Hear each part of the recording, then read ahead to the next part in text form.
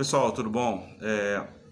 O intuito de eu fazer esse vídeo aqui em primeiro lugar, assim, para ser um pouco mais prático, mais didático, né, em relação à questão da escola dominical, porque assim, conteúdo no caso, né, eu vou falar da segunda lição do livro do Êxodo, que a gente está estudando, que é a lição de número, deixa eu olhar aqui, lição de número 3, 5, se não me falha a memória, é a lição de número 5.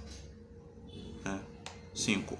O Sinai e o Código da Aliança. Bom, por que eu estou fazendo esse vídeo? Porque assim, a gente já vai ter uma reunião quarta-feira na igreja, que vai falar sobre o Bispo Paulo Aires, vai dar uma conferência, mas eu queria fazer uma explanação desse capítulo, dessa lição específica. Por quê? Porque pode de repente gerar alguma dúvida, alguma outra questão no que está envolvendo essa lição. Bom, qual é o intuito dessa lição? Na verdade, é tratar da justiça que se faz em relação aos escravos dentro de Israel sobre esse código, então, da aliança de Deus.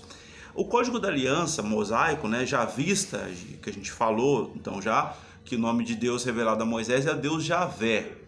E qual é o culto que Moisés, então, ele instaura a Deus, ele oficializa a Deus? É o culto do javismo, de um Deus que agora tem um nome.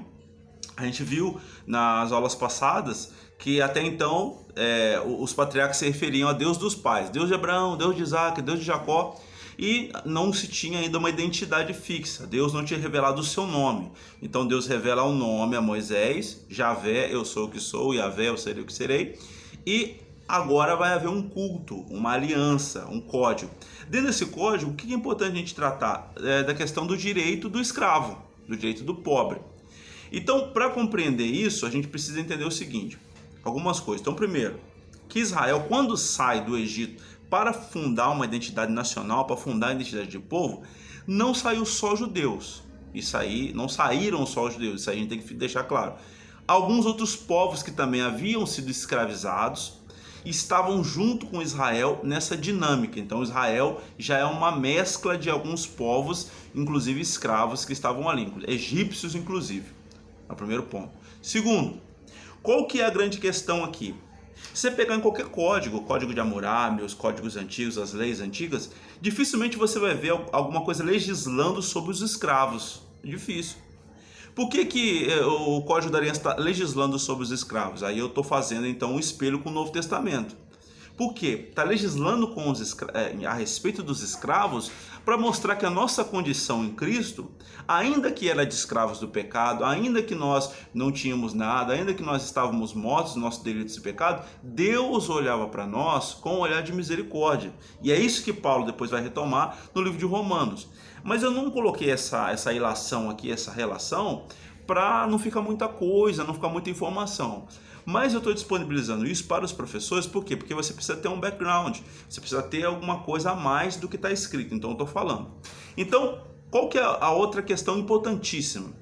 Há um modelo aqui de governo que Deus está entregando a Moisés. Qual que é o modelo? Isso tem que ficar bem claro. É um modelo de um anarcotribalismo. O que é isso?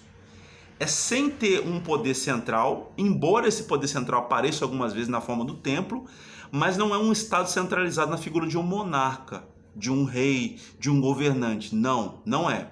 O estado que Deus está entregando, uma maneira de governo que Deus está entregando nas mãos de Moisés para legislar o povo, é o tribalismo. O que é o tribalismo? O tribalismo é a independência das tribos, administrativa, jurídica, ética, moral, né? Independência delas. Até assim, ali o código legislava, mas quem aplicava as leis, os juízes depois que vão levantar, eles vão ter autonomia para fazer os seus ajustes e as suas aplicações. Então eram tribos que conviviam num determinado espaço geográfico, mas eles eram independentes entre si. Quem que fazia a justiça, o juízo, quem governava essas tribos? Eram os anciãos. Eram os anciãos, os chefes, os líderes tribais.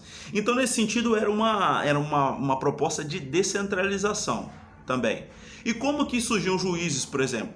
Surgiam nos períodos de guerra, de necessidade, de convocar o povo, de licenciamento e por aí vai. Então, o ideal que está na mão de Moisés, não estamos tratando ainda da monarquia, mas o ideal que está na mão de Moisés é o ideal do mitzpahat, que são as famílias entrelaçadas entre si num governo autônomo, né? E anarquia porque não tem um poder central, anarcotribalismo. Essa é a proposta que Deus entrega a Moisés. Dentro dessa dinâmica, o que Deus está fazendo aqui através do Código da Aliança? É olhar para o israelita, para o hebreu que foi escravo no Egito com um olhar de misericórdia. E aí que está a grande sacada dessa lição número 5. Qual que é a questão? Que Israel está fazendo um espelho em relação aos outros povos. Lembrando que aqui eles ainda não tinham tomado posse da terra. Então ele está fazendo um espelho. Do tipo assim, como que eu vou reagir quando tiver um escravo, quando o escravo fizer na minha terra? Lembra que foste servo, escravo na terra do Egito e Deus te resgatou como um forte. Ou seja, da mesma maneira que Deus teve misericórdia e agiu graça com a sua vida, faça isso em relação aos escravos. Então por isso que está ali o direito do escravo, o direito de ter dinheiro, o direito de ser liberto. Depois, mais à frente, quando a gente for trabalhar outros temas, vai ter a lei do ano do jubileu e outras coisas, o direito dos pobres da terra, enfim. Eu estou dando esse vídeo aí, no máximo 7 minutos, já está com 6, eu vou terminar, para que vocês tenham essa base, e tenham esse discernimento. Eu vou procurar mais alguma coisa, algum artigo, alguma coisa que trate especificamente disso que eu estou falando, e também vou postar no grupo. Essa maneira que eu encontrei mais direta e rápida de comunicar do que fazer reunião física. Vamos sentar lá no tempo para falar isso aqui que eu estou falando. Então assim, a gente mata tempo, economiza tempo, você senta aí no lugar, você viu esse vídeo, acabou. Tá bom? Eu nem editei, eu tô aqui, cheguei agora há pouco, tô fazendo assim, para quê? Para que a gente possa ter esse canal de comunicação e vocês me dão um feedback, tá ok? Da lição 5, não é da lição 4 do domingo agora próximo, é do outro. Mas aí eu já vou colocando vocês a par da situação. Forte abraço aí, Deus abençoe.